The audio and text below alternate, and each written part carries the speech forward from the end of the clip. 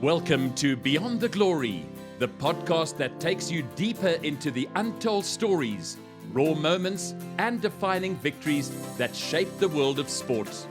I'm your host, John Walland, and each fortnight I bring you candid conversations with athletes, coaches, and trailblazers who go beyond the headlines to reveal the real grind behind the glory. If you enjoy what you hear, make sure to like, share, and subscribe on your favorite podcast platform. Your support helps us grow and keeps these incredible stories coming your way. Don't forget to follow Beyond the Glory on social media for updates, behind-the-scenes content, and more ways to connect with the show. And we'd love to hear from you. Leave a comment, tag us, or join the conversation wherever you're listening or watching. Let's go beyond the glory together.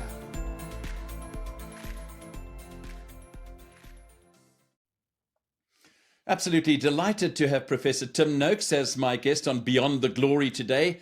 An opportunity, certainly a powerful opportunity to be able to chat to Professor Noakes. He's one of the most influential and sometimes controversial voices in sports science and nutrition. But I know that with some thought-provoking questions, Tim will be able to take us through all of the aspects that we're going to be chatting about. Also going to be talking a little bit of cricket as well. So looking forward to that.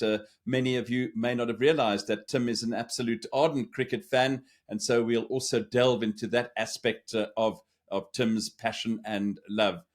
Tim, many know your name, but few know the journey. Can you kind of take us back possibly to where it all started? What first sparked your love for science and for sport?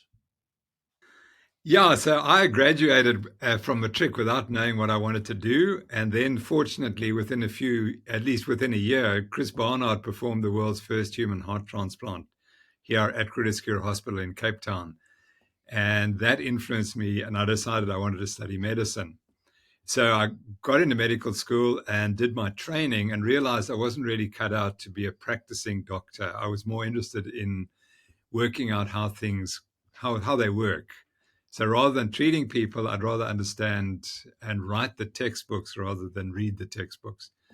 And so having completed my internship in hospital, I went immediately into research. I did my PhD in medicine and then became very interested in sports science because I was participating in Comrades Marathon and I'd been a competitive rower.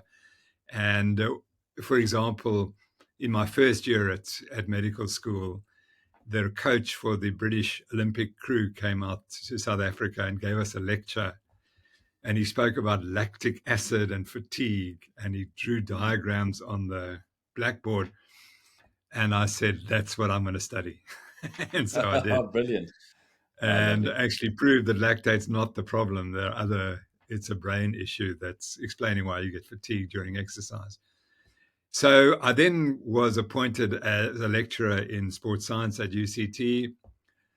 10 years later, we founded the Sports Science Institute in Cape Town. And I retired in 2014 amongst much controversy, as you know, because I now had realized that I didn't believe what my profession was teaching people about nutrition. And I discovered that I was pre-diabetic, or frankly diabetic, and that the diet I'd been told to eat by the world had caused the diabetes. And then I was able to put that into remission by changing my diet. And when I spoke about this, that was a problem and a red flag for the profession. So I was charged with various things, and we went to court for 4 years, 28 days. I was in court, and we won on every count. And that just over 7 years ago, I was found not guilty on all charges. And the case was obviously dismissed, but nothing changed. Absolutely nothing changed. So the university had been very powerfully behind what was happening. I proved them wrong, but they continued to teach exactly what I had proven was wrong. And I guess that was a bit frustration, but out of that, something much bigger happened. And I was fortunate to meet a young South African now living in America who said, Prof, what research would you like to do? and he said, let's get together. And we did. And so we started studying the low carb diet and exercise performance. Because I said, well, let's prove we're wrong. And that's science. People don't understand science is about disproof. It's not about proof, because you can never prove anything. You can only disprove things. You're always one experiment short of definitive proof, and you never know when you get to that point. Even Einstein said that. He said there's one more experiment that could prove me completely wrong. So anyway, we started researching this idea that you have to have carbohydrate in the body to perform properly. And over a period of 7 years, we disproved it. And we published a definitive paper, and we now have in press a major review, which the editors have said this is absolutely revolutionary. So the world is about to wake up to the fact that the body does not need carbohydrates to exercise, with one exception, and that's if you go for a long time, you do need a little bit of carbohydrate whilst you're exercising, but that's it. What you eat before exercise has no role whatsoever in terms of how much fat and carbohydrate you eat. You can be all a fat or all carbohydrate, you'll perform exactly the same. And so that's the message that we've come to, and I've come to over 40 years working on the field. And it wasn't where I started, and it wasn't what I taught for many years, but now I've seen the evidence, and we've accumulated the evidence, and it's all logical. So that's my story. I'm 10 years into retirement, but I'm still very busy, still writing, still directing research with my friends in America, and just having a great time. Thank you. Just looking back, Tim, did you ever imagine your work would stir such national and global debates? You know, I probably did, because the first conference I ever went to was 1976. And there I spoke about heart disease in marathon runners. And it was at the very start of the marathon craze. And there was a pathologist in California who was saying that if you ran one marathon, you'd never die of heart disease. And so we knew that was wrong, because there were reports in South Africa of people running the comrades and then having heart attacks and so on. So I knew that was wrong. So I went to the conference, and I mean, this is the funniest thing. My prof, Lionel Opie, said, Tim, you going to the conference, you take your slides and you go to the person who organized the conference and you tell him that he said, i.e. Professor Opie said, you must allow Dr. Noakes to speak if Dr. Basler is speaking.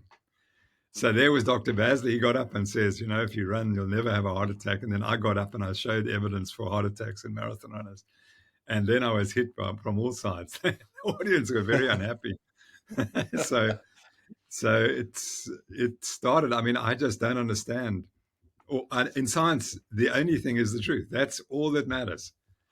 And if you try and cover up the truth, you will eventually be exposed and you'll have a frustrating career.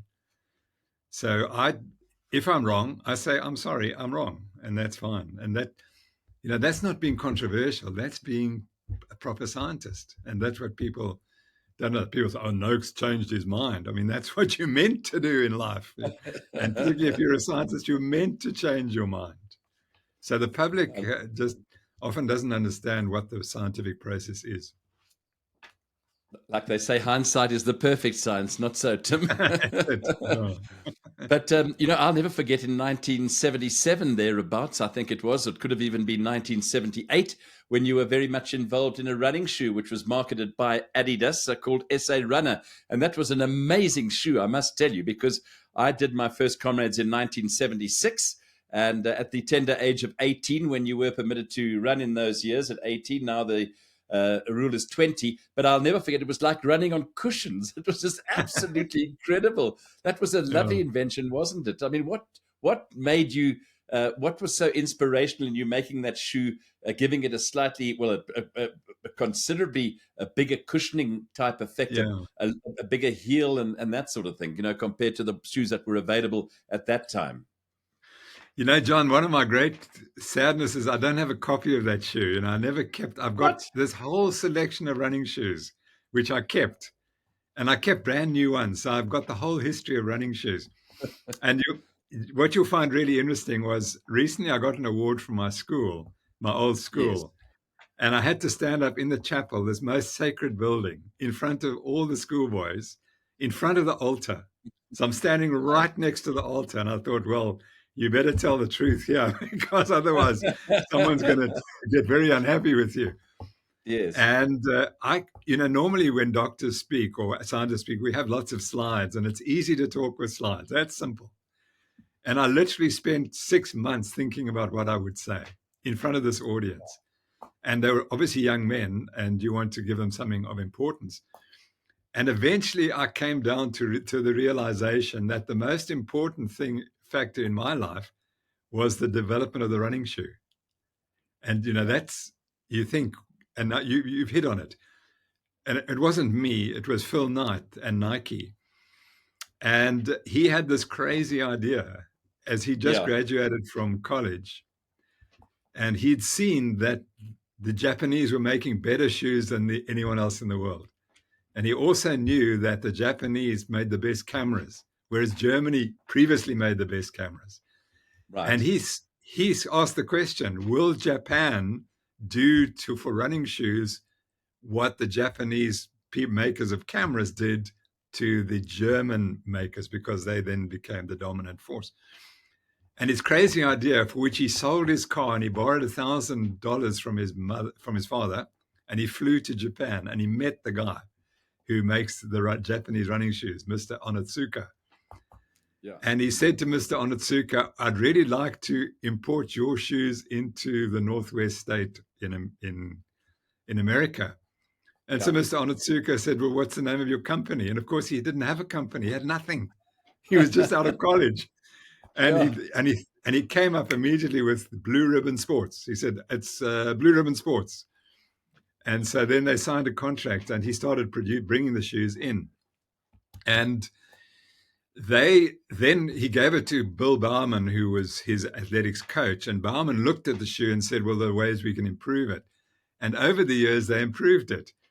And the way they improved it was by putting increased cushioning. And so when I ran my first Comrades in 1973, we took those Onitsuka marathon shoes and cut this and added this cushioning. And so that was the beginning. So I went to Adidas and said, well, why? And Mona Duplessis was then involved with Adidas. And I said, why don't we make a shoe? And so that's how that came about. But the point is, why were the shoes so important? Because they professionalized running. Before the 1970s, as you know, running wasn't professionalized. But Nike realized that the only way they were going to make a profit was to have lots of runners. It's no good making shoes for 10 runners. And so they decided to promote the best runners and support them and make them high-profile heroes, and which they did. And that turned the tide. And so by making these guys heroes, everyone wanted to run the marathons as we did and be like them. And so what shoes did we use? We used the Nike shoes or whatever that were being provided. And without the professionalization of running, there would never have been a profession of sports science.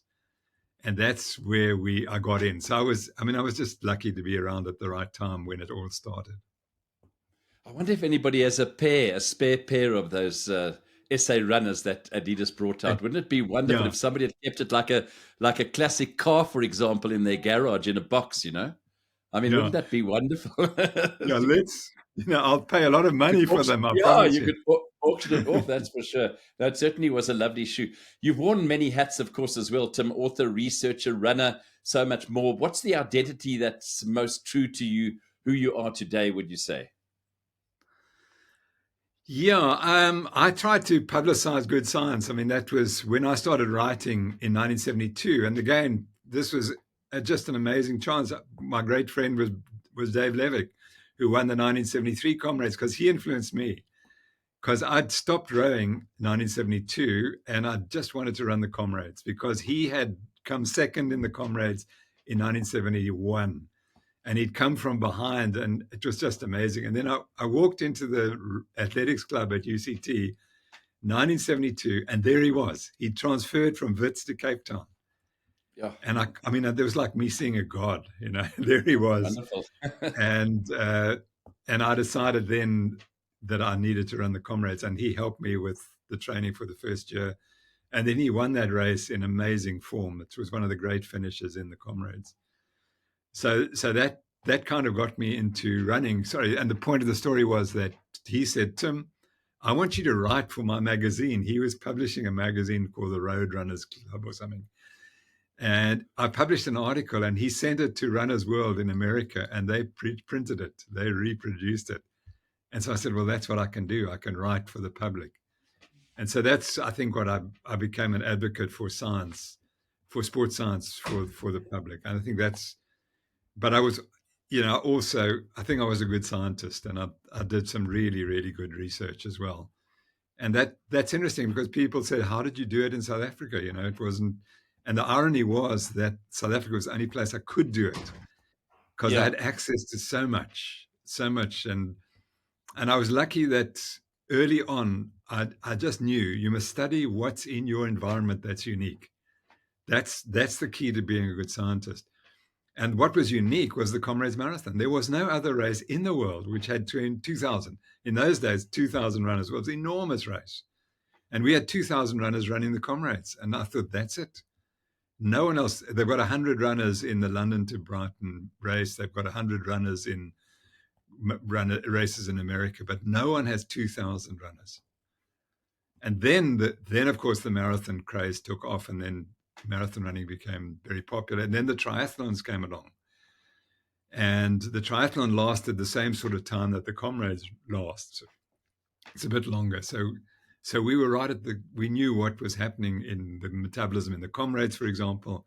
And so it was quite easy to say, well, this is what's probably happening in the Ironman triathlon. And so that gave us an in on those ultra distance events. Tim, your book, A Law of Running, remains a Bible for many runners, as you know. How much of that content do you think still holds up today? Thank you so much for asking that, because behind me, I'm Yes. rewriting Law of Running, and it's taken me 3 years to rewrite the first 5 chapters. 3 years to Wow. rewrite 5 chapters, because so much has changed. So what happened was, the last time it was published was 2002. And then Yes. what happened, of course, I went through this nutrition story, and I had to go to trial, and I had to learn all about human nutrition. And I completely forgotten about exercise physiology because I'd retired as well.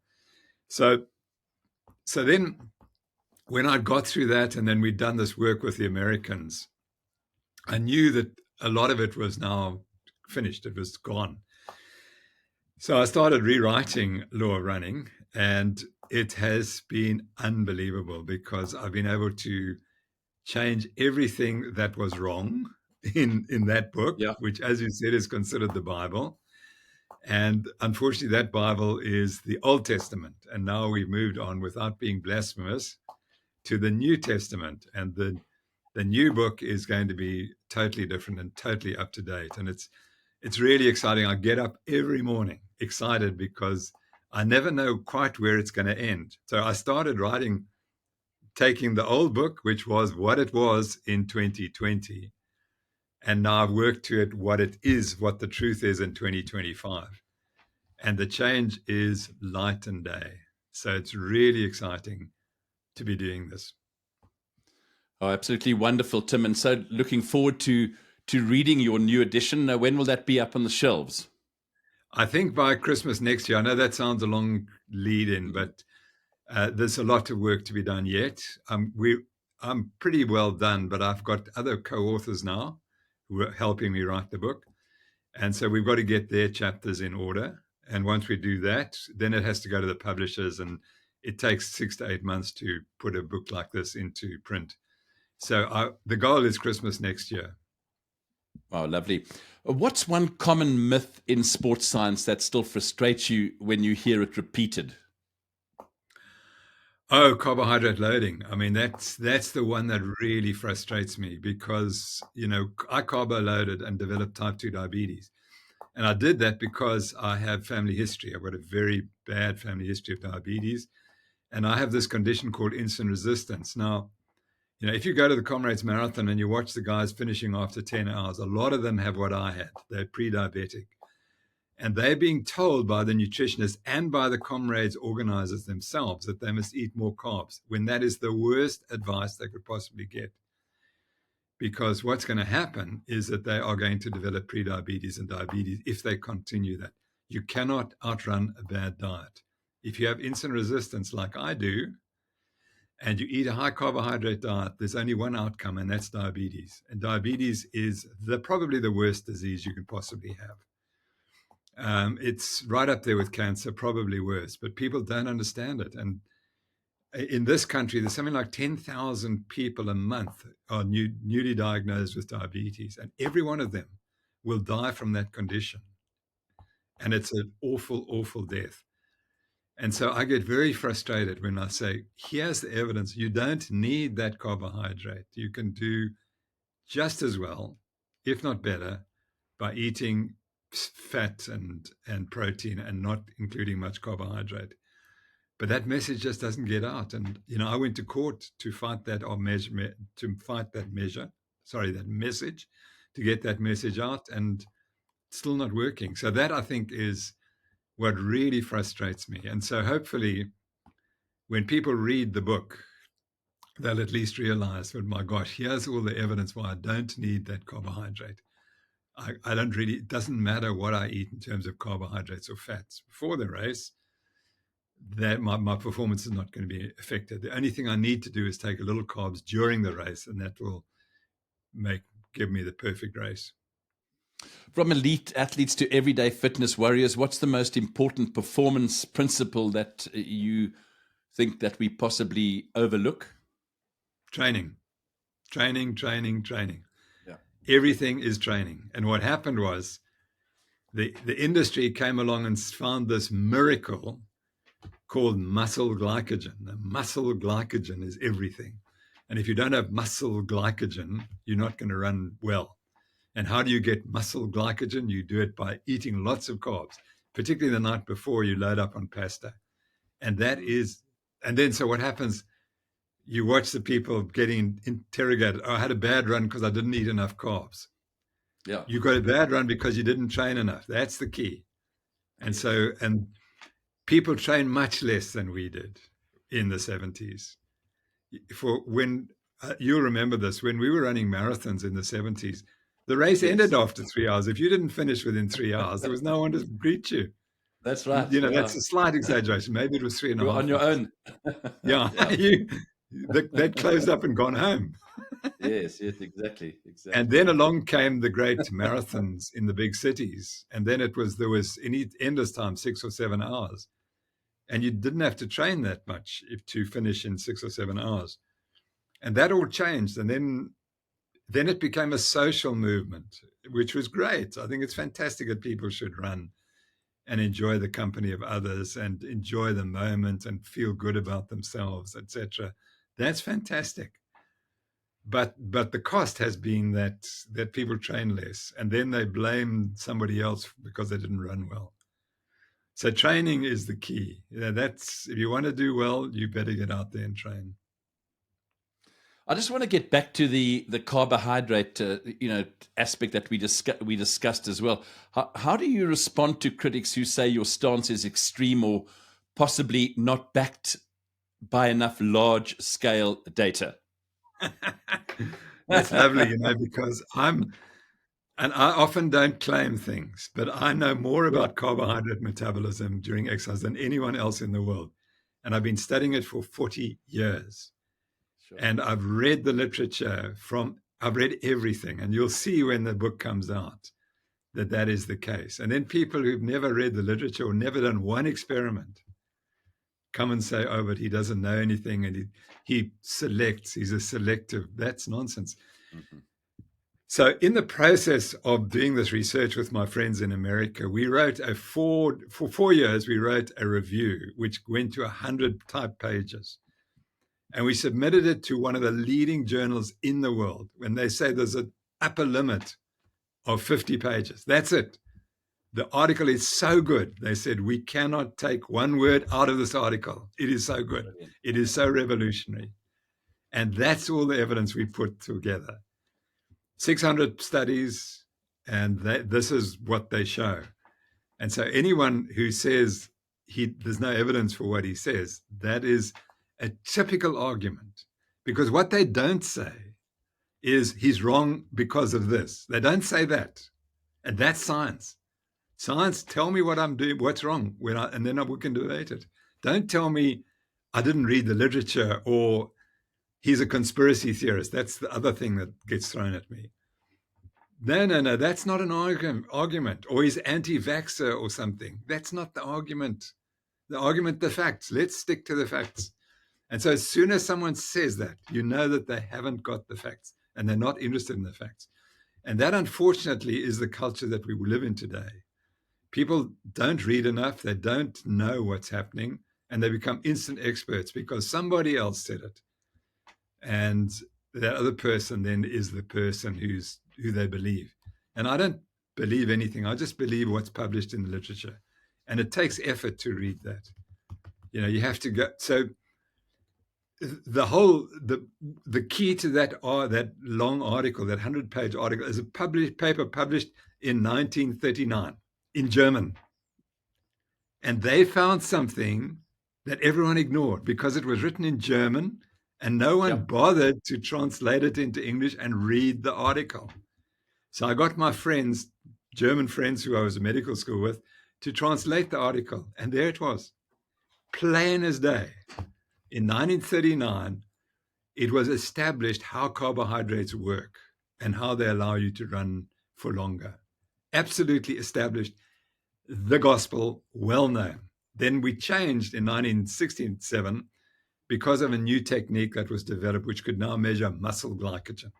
And all of a sudden, everything became muscle glycogen, which was very convenient because the only way you can get your muscle glycogen up is to eat more carbohydrates. So the industry said, you guys are our saviors. You have saved our business. We can now sell carbohydrates to runners. Thank you so much. We will make you famous. And that's what they did. They paid them to do research that always proved that you needed more carbohydrates to make you a better runner.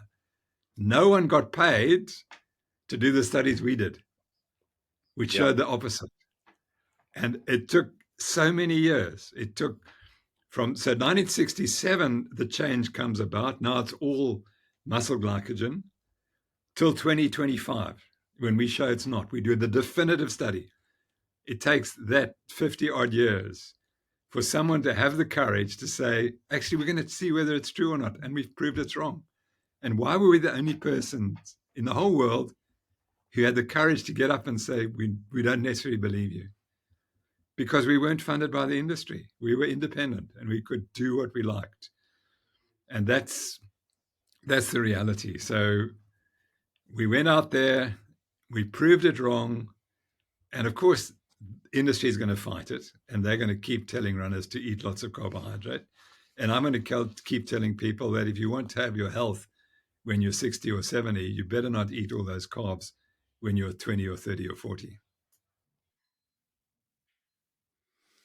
Tim, in practical terms, how should an everyday athlete begin adjusting their nutrition if they want to explore this approach safely, in a manner of speaking? Yeah, so the big challenge is that most people eat addictively. They're sugar addicted and they're food addicted. And that only in the last 4 or 5 years have people realized that food addiction is probably the gateway addiction to everything else. And it begins with sugar, and it begins with in the womb. If your mother's eating a lot of carbohydrates and sugar, you pre-program the fetus to look for those foods. And then they get weaned onto this baby foods, cereals, which is just carbs and lots of sugar. And if they're not suckled properly, they're going to get milk, which has lots of sugar in it. And they're going to get raised on baby foods, which have lots of sugar. So the addiction is happening right from the word go. And you have to break it. And unfortunately, like all addictions, you can't do it a little piecemeal. It's all or nothing. You either do it completely or it's hopeless. And the people who struggle with changing their diet is simply because they can't get rid of the sugar addiction and the food addiction. So that's the priority. Is you have to say, well, I've got a reason for doing this. Like I had a fantastic reason. I had diabetes. and I was getting obese, and I didn't like that. So I had all the reasoning, and then within 2 days of changing, I felt amazing, and my running started coming back again. So I had an incredibly good response. So that's why I'm addicted to this way of eating. And for other people who lose weight and they treat their depressions and they treat their diabetes, it's life-saving. And so but you have to have you have to have a goal, you have to have a reason, you have to see the future and say, I can see what's happening to me now. I don't want to be like that in 2 years' time. Okay, fine. Then what you're going to have to do is you're going to have to get rid of the sugar addiction. And that may require professional help. So that's the people who fail on this diet are the ones who don't get rid of the sugar addiction. And those who succeed are the ones who get rid of the sugar addiction. So, and it's entirely safe when you go on this diet. As long as you cut out the grains and the refined carbohydrates and you start eating real foods that you have to cook yourself and they don't come in a package with all these ingredients in them. And as soon as you do that, then you're fine. So we wrote the book, The Real Meal Revolution, which kind of revolutionized nutrition in South Africa. And there are pages showing what's the good foods. It's the green list. And if you eat the green list, you're going to be fine. And it's 100% safe to eat the green list and only the green list. Whereas if you eat the red list, unfortunately, those are all the foods that are causing the problems. Tim, what's your feeling? What's your feeling in general with regard to honey as an alternative to sugar, and B, your feelings on the carnivore diet? So again, the problem is, if you had 1 teaspoon of honey a day and that was the only source of carbohydrate or sugar, no problem. Okay. But it's not, because you take that and then you go and search for something else. The key to taking the carbohydrate or the sugar for people with a food addiction is that it drives you to eat more and more and more, and that's the problem. So obesity is caused by food addiction, and no one tells you that. No one ever tells you that. Oh, you're just eating too many carbs. Well, why are you eating too many too many calories? You're eating too many calories because you're hungry. Why are you hungry? Because the food you're eating doesn't satiate you. It doesn't make you feel full.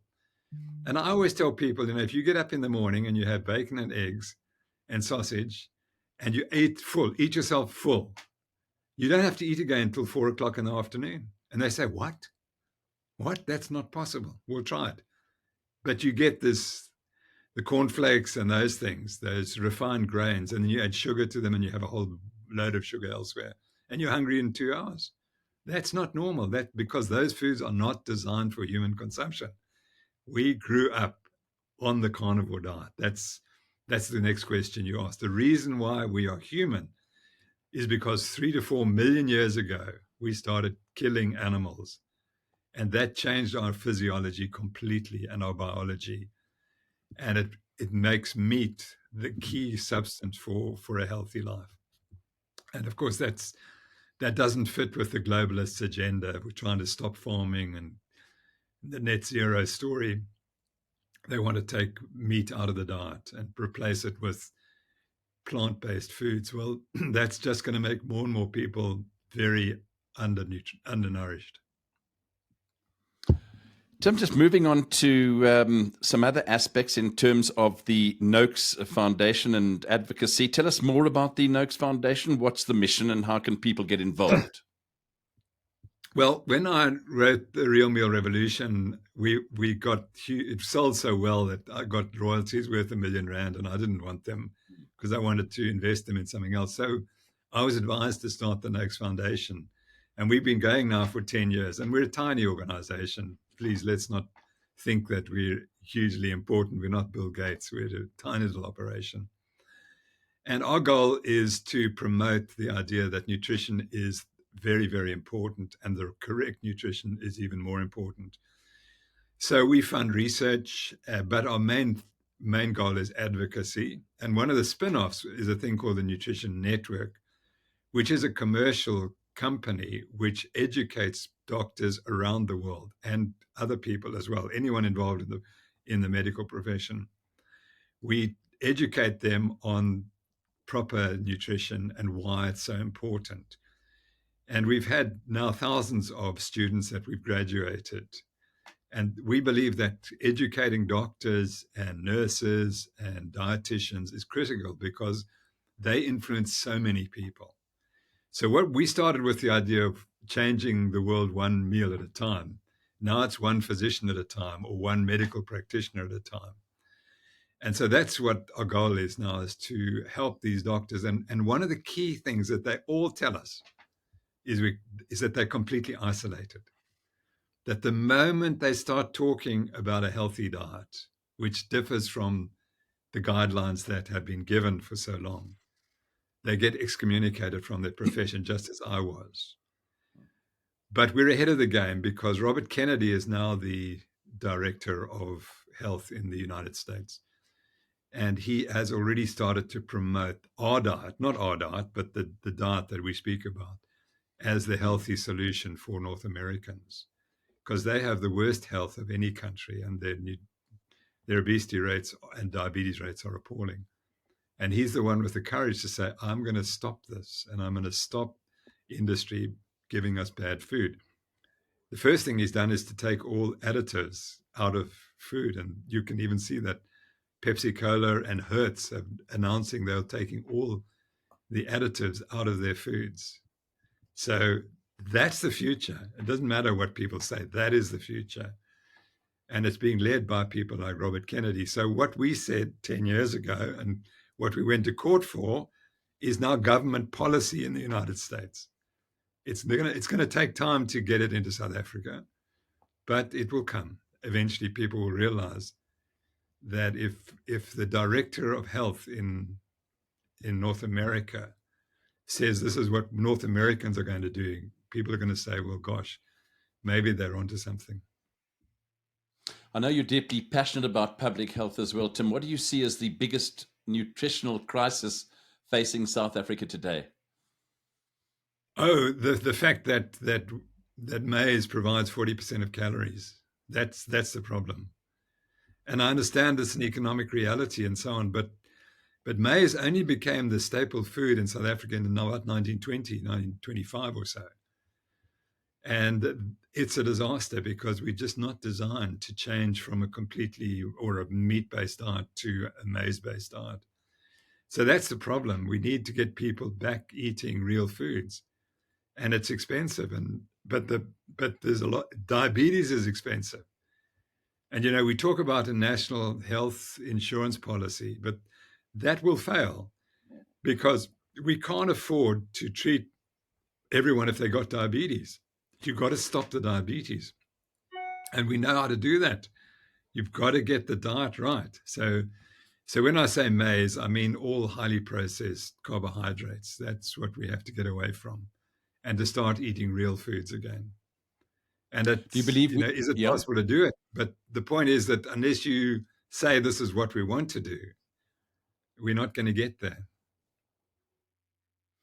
Do you believe we're seeing a shift in global nutrition policy, or is big industry, in your opinion, still winning? Well, big industry is not going to win in the long term in the United States. I'm pretty sure about that, because you see, the pharmaceutical industry is also tied up in it all, because they're the beneficiaries. If everyone gets sick, then the pharmaceutical industry can pay more money. And most of the advertising on television, etc., is paid for by the pharmaceutical industry.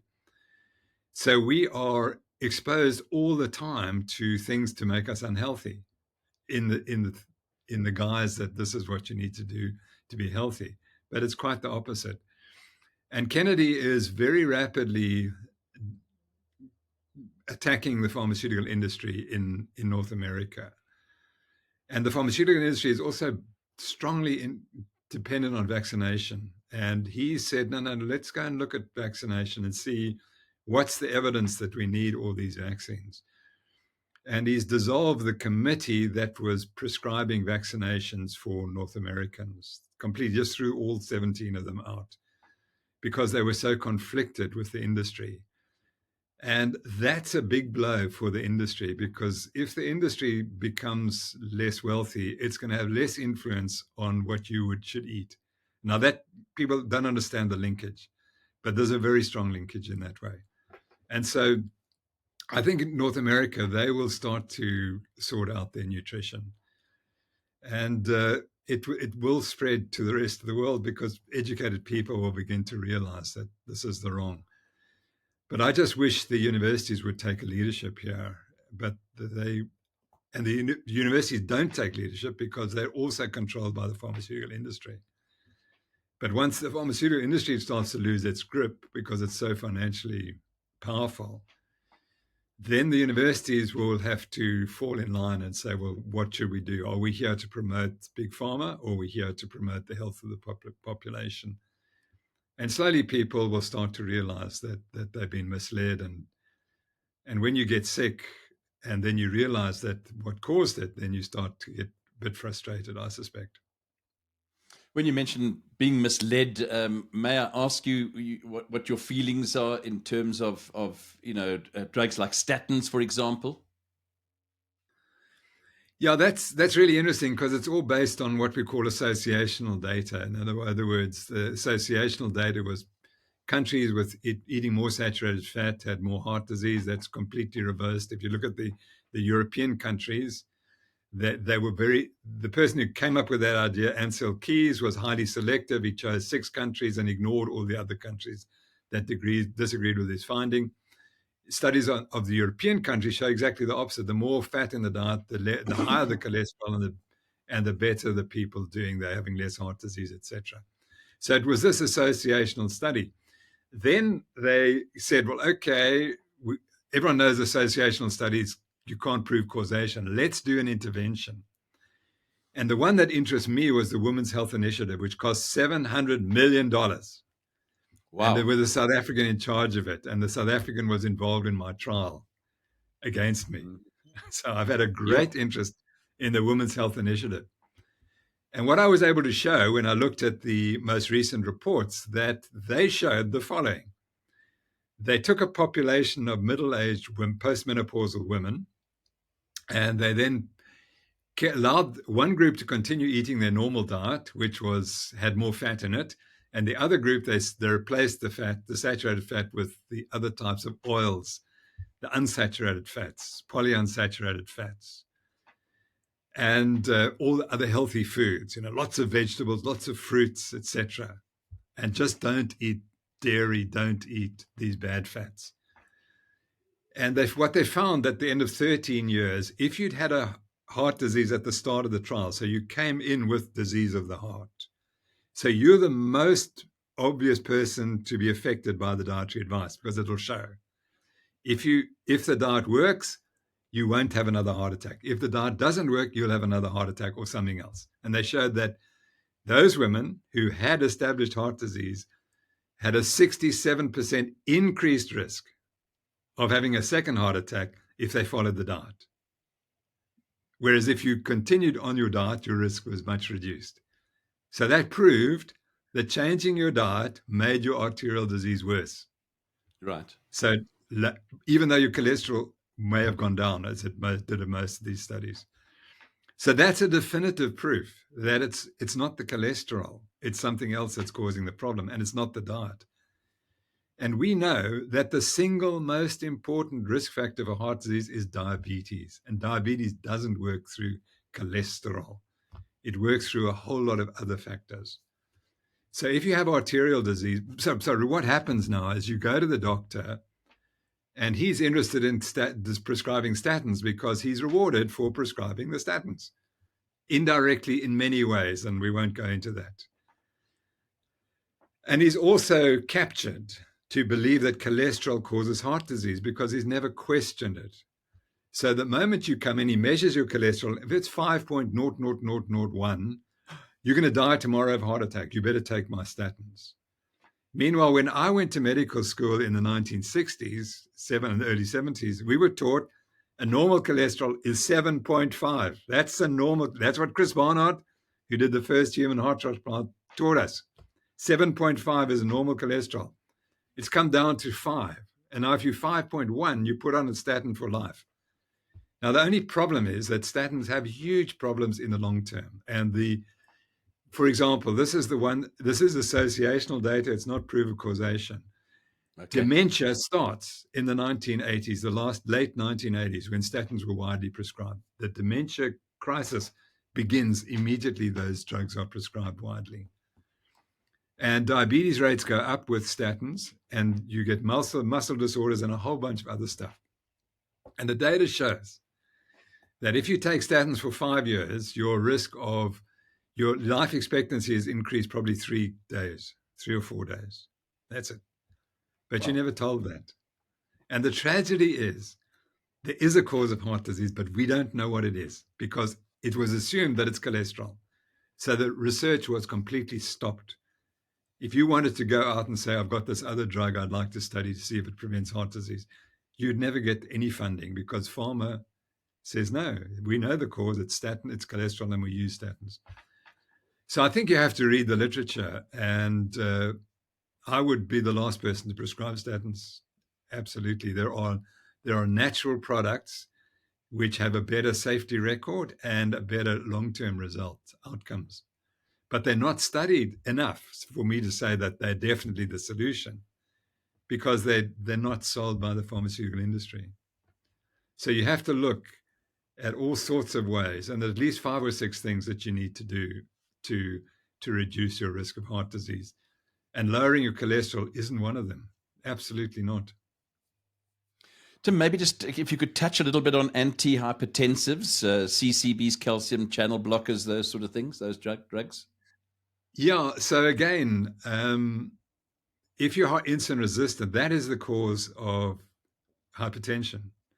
Hypertension occurs in people who are insulin resistant, Right. and who are taking a high carbohydrate diet. The treatment for hypertension, the first treatment, is to change your diet to this low carbohydrate diet. And in many people, that will make a substantial difference. So that's the cause. So, but I mean, Professor Lionel Opie was my boss. He ran the hypertension clinic at Groote Schuur Hospital. I can tell you, he never once asked the patient what they were eating. Never once. Except for salt. Oh, you're taking too much salt, and the salt's the cause. And that's not the case at all. So hypertension, you're quite correct, is a problem. But if you don't understand that people who are insulin resistant are the ones who got hypertension, and they're obese, and they've got what we call visceral obesity, the fat's all in the abdomen. That's where the problem arises. And it starts with this high carbohydrate diet. And people like myself who are insulin resistant, the moment glucose enters our bloodstream, the body can't get rid of it normally. And because we're resistant to the action of insulin, which is driving the glucose into the cells and elsewhere, is impaired. So we oversecrete insulin to try and get this glucose out of the bloodstream. And the point is that the bloodstream has 5 grams of glucose in it. That's Right. a teaspoon of glucose, teaspoon of sugar. How many bits of sugar do you put in your tea? If you put 3 sugars in, that's a crisis for your body. It's now got to get rid of that sugar. And it oversecretes this hormone insulin, and you become what we call hyperinsulinemic. You're always oversecreting insulin. And that then has whole effects throughout the body. And that's the basis for chronic disease, is this hyperinsulinemia, because you're insulin resistant genetically and acquired from eating high carb diets. And you're always exposing your body to too much insulin. And the body eventually quits, and you become diabetic like myself. And the only solution at that stage is you just got to eat 0 carbs and take your medicines. But that doesn't have to get that way if you catch it early. And hypertension is one of the earliest signs that you're pre-diabetic. I think that would be the message. The health message is, if your blood pressure is elevated, you need to be checked to see if you're pre-diabetic. And if you are, have you got any indication, that slightest indication, your blood glucose at the morning is a little bit high, your insulin is a little bit high, you have a glucose tolerance test, it's a little abnormal. That's it. That's all you need to know. You are on the way to diabetes. What we do in medicine is we wait till the criteria are without doubt. Now we can definitely say you absolutely have diabetes. By that time, it's too long. It's too late. You know, it's like running a marathon, and then you reach 30 Ks and you think, I wish I'd trained more. That's what happens. Yes. Prevention You better reach, than cure, Tim. yeah, exactly. Yes. It's absolutely fascinating listening to you, and I know we could go on for hours and hours, but I want to really shift the focus now to you as a sportsman, a passionate sportsman, and few might have even realised that you have an absolute love for cricket, and maybe you just want to reflect on the Proteas having won the World Test Championship, beating Australia by 5 wickets. Wasn't it just absolutely incredible? Our sport is certainly looking healthy and having rugby world champions and cricket world champions and a host of other sports disciplines where our sportsmen and women have actually achieved wonderful performances this year. So I was at school with the Cheetham brothers, and their father was Yes. Jack Cheetham. And Jack Yes. Cheetham was one of the most iconic captains of South African cricket. And I just see in him much of what I see in Temba Mabuza. Bavuma, yeah. Mavuma, sorry, Temba Yeah. Mavuma. And I honestly think that the success of this team has got so much to do with the captain and Yes. and his approach. And I don't know him. I have never met him. He went to school here at Saks, a few miles away from us. But I can predict his personality to some extent. And the truth will be that he will be a very, very honest person. And I think he probably has a religious bent as well. That's what I would see in him. But what I could say is that the team trust him. They trust him because he tells the truth. And that's so important. That's what cricket needs. Now let me go back to my story. So Jack Cheetham, Yeah. so I grew up with his children, and they were both very good cricketers. And I always wanted to be like them, but I wasn't any good enough. So I always looked up to them for that reason. Yeah. And I met Jack Cheetham. And the story about Cheetham was that in the 1950s, and I can't remember if it was 52 or 54, he captained the South African team that was going to play in Australia. And the team was so bad that the Australians said, "We don't want you to come because you're going to waste our money and it's going to be a financial disaster." That was the background. And the South African Cricket Union said, "No, we'll carry the costs. If there is a loss, we will carry the costs." So Jack Cheetham got together this team of unknowns. I mean, they literally were Yeah. unknowns.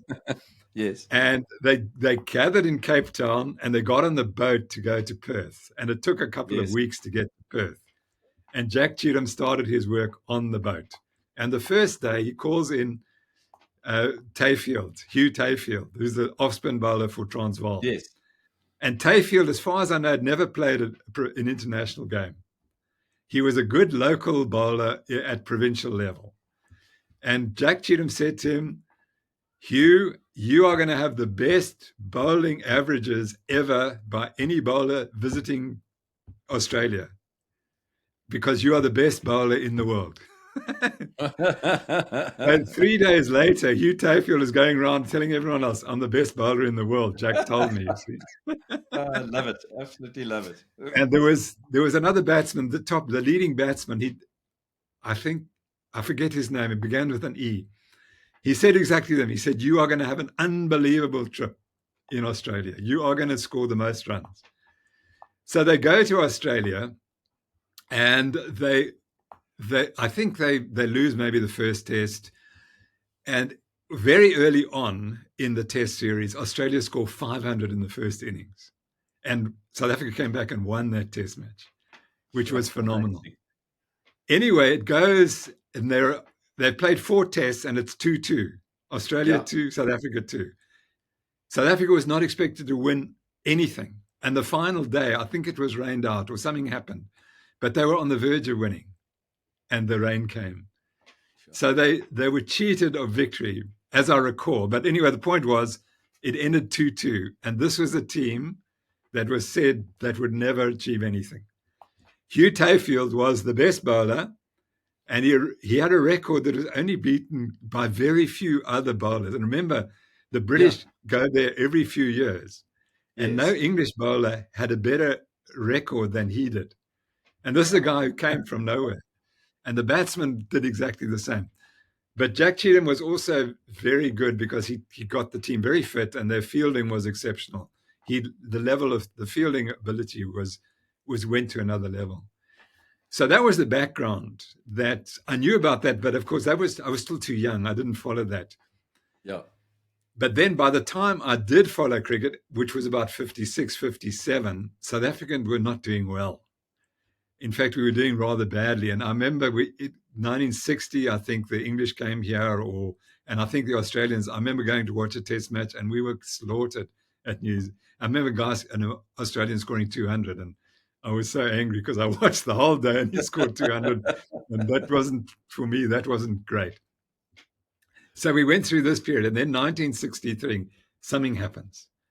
And then these two geniuses arrive, Barry Richards and Gary, Pollock, Yes, Graham Graham Pollock. Pollock. The two Yes. of them arrive, and they are batsmen for the generation. So they were the batsmen for our generation, and they were just unbelievable. And I was fortunate to watch both of them score big runs at Newlands against Australia. And I mean, they were just absolutely phenomenal. And Barry Richards is quite recognized as one of the greats of all time. And Bradman includes him in his best 10, best 11. And Yep. he's the opening batsman. And he only played 5 tests ever because of South Africa's exclusion. So I grew up and I can remember 1963. So I'm at Yes. school, at the local school here. And South Africa's playing Australia somewhere in Australia. I forget whether it was Brisbane or Perth or whatever. And in the morning, we listen, and South Africa's got X runs. And then we come at tea time 2 hours later, and they've got 200 more runs. And I thought, no, what's happened? And it was Barlow and Pollock just completely obliterated the Australian attack. And they didn't quite win the series because, again, I think the weather was bad on the final day. So I may have confused one or two things. But anyway, they did exceptionally well. And then the Australians came here and they were clapped 4-0. It was amazing. And I mean, Amazing. Yeah. you had Pollock and Richards, and around them you had 6 or 7 other players of unbelievable ability. They were you just don't get a team like that very often. They were all so exquisitely talented. And that, I mean, when a guy went out, it didn't matter because the next guy coming in could score 100 anyway, and even up to number Yes. 8. I mean, Proctor would come in at 8 or 9 and could easily score 100 in 100 minutes. And it was just astonishing. So, and then we went through, then I got actually actively involved in South African cricket. I mean, I was the medical doctor for a period. Mm. And that was the bad period when everything went wrong. And I just think it was because there was something going on behind it. And I never trusted the captain at that stage. And I realized how important the captain was. And I was involved with Bob Wilmer, who, by the way, helped start the Lunga Cricket Club, which Mavuma comes from. Temba Mavuma played for the Lunga Cricket Club. And that is a direct link back to Bob Wilmer. And I gave the speech at Bob Wilmer's funeral, and it was the most emotional thing I've ever done because we were very, very close, and we'd helped South African cricket, and then we both got kicked out. And it wasn't the right thing for South African cricket to do. Not for me, it's not important, but for Bob. Bob should have been made the sort of national director of coaching. Instead, he was left to do nothing. It was left out, despite the fact that he was the real reason between 1993 and 97, South Africa became the top cricket nation in the world at that time. We were beating the Australians, and the Australians were an incredibly strong team, and they had Shane Warne and a whole bunch of batsmen, but Shane Warne particularly, and McGrath as well. They were a fantastic side, and we could beat them. We were at least equal with them. And that, to my view, was because of Bob's input. And he was never really properly recognized in South African cricket. So that I became very unhappy with South African cricket because of the way he was treated, and then having to give the speech at his funeral. And my opinion was that he should have been in South Africa. He shouldn't have been coaching Pakistan and with all the stresses that were involved. So I became much less interested in cricket until this series, and this game, and that really reignited my interest. And what a team, but what a captain! Yeah, Yeah, I, absolutely. And you were there I just obviously happen during. to think. I just happen to think that if people go back and look at what Jack Cheatham did Hmm. and what Bavuma Temba has done, there are analogies there, and I think it's because they were good people. They were really good people. How do you compare leadership styles across the decades from the likes of who you were just speaking about now, Cheatham and Trevor Goddard, to Graham Smith and to Tim?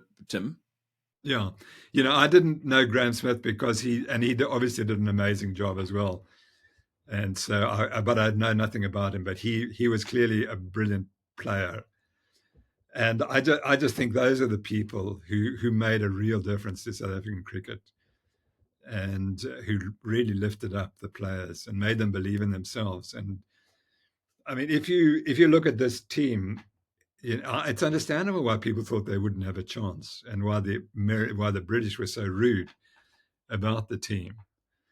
But they're fighters, and they may not be Graham Pollock and Barry Richards, but they certainly know how to win, and that's the key, and that's got something to do with your mental approach, which overcomes maybe skill limitations, and that's much more exciting when you have people who maximize their performances and achieve that outcome. That's much more interesting than people who are incredibly skilled and who don't live up to their abilities.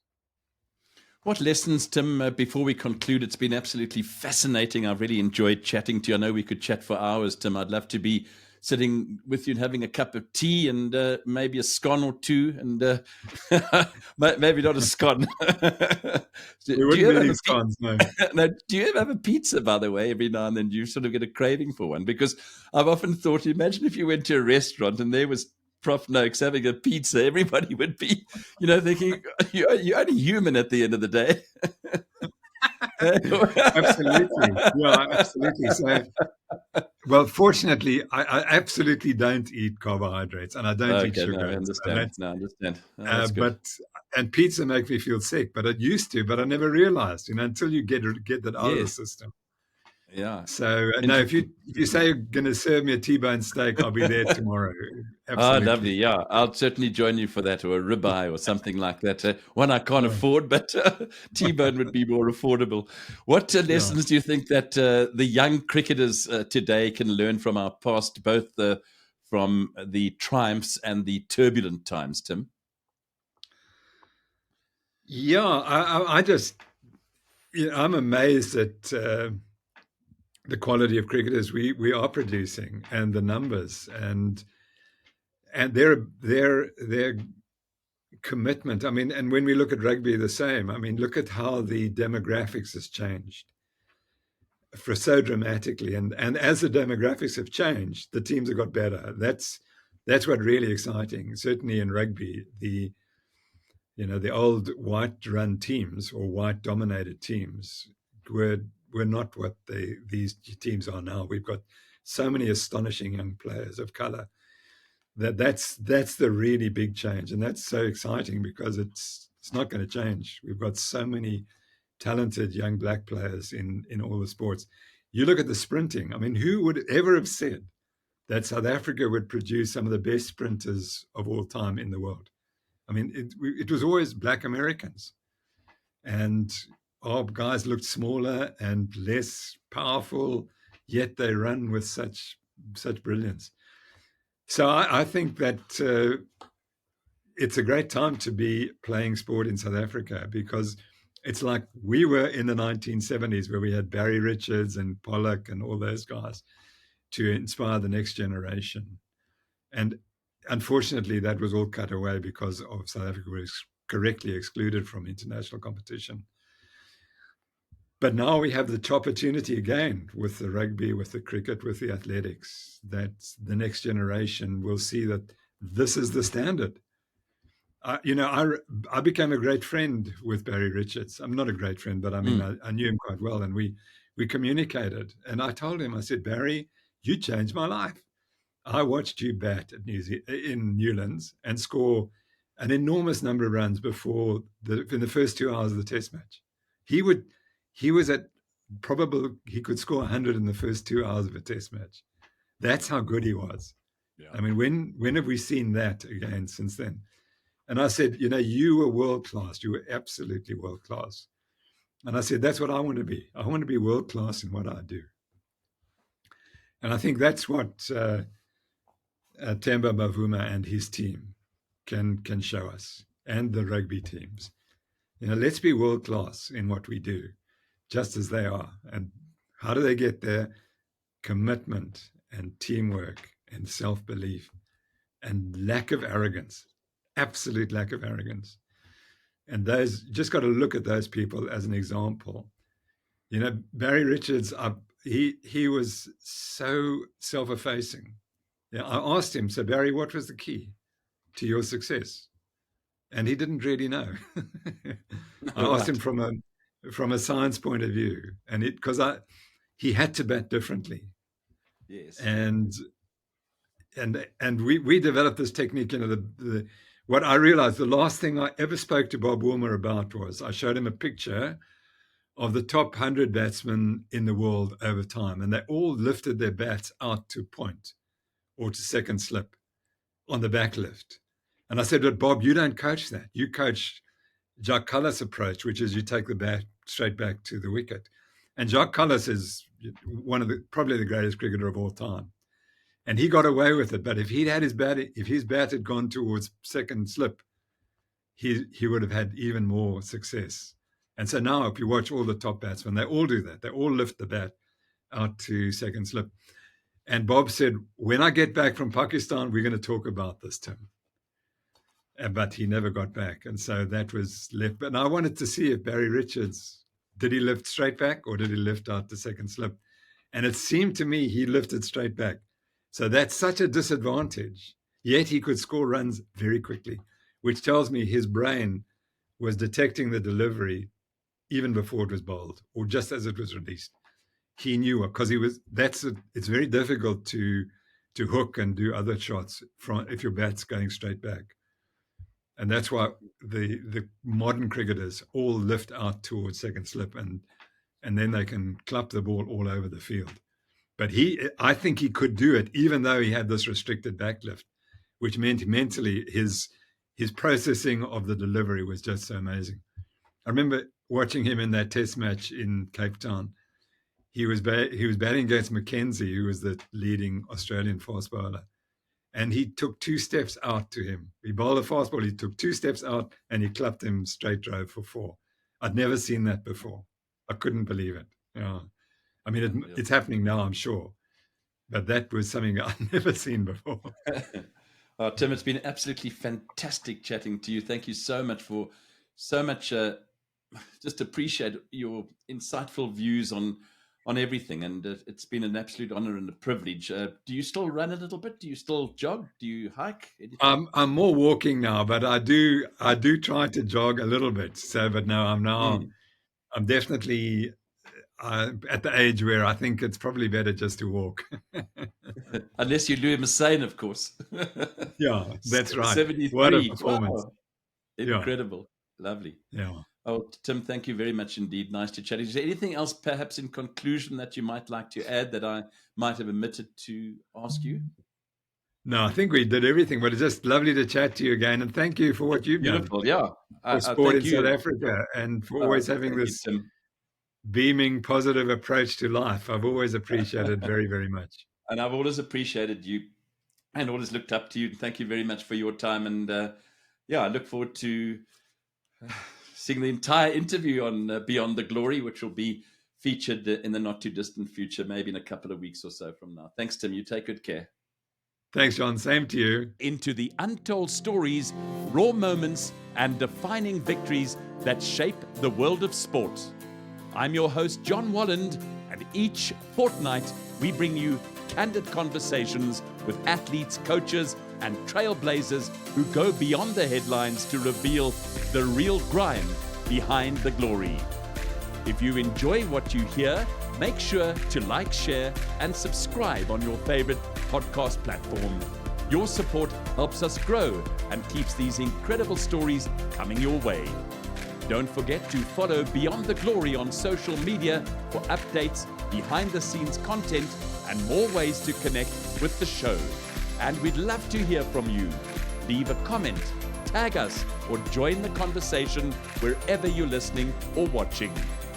Hit up our official band link to find us everywhere in one place.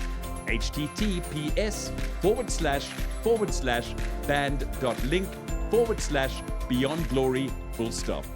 Let's go beyond the glory together.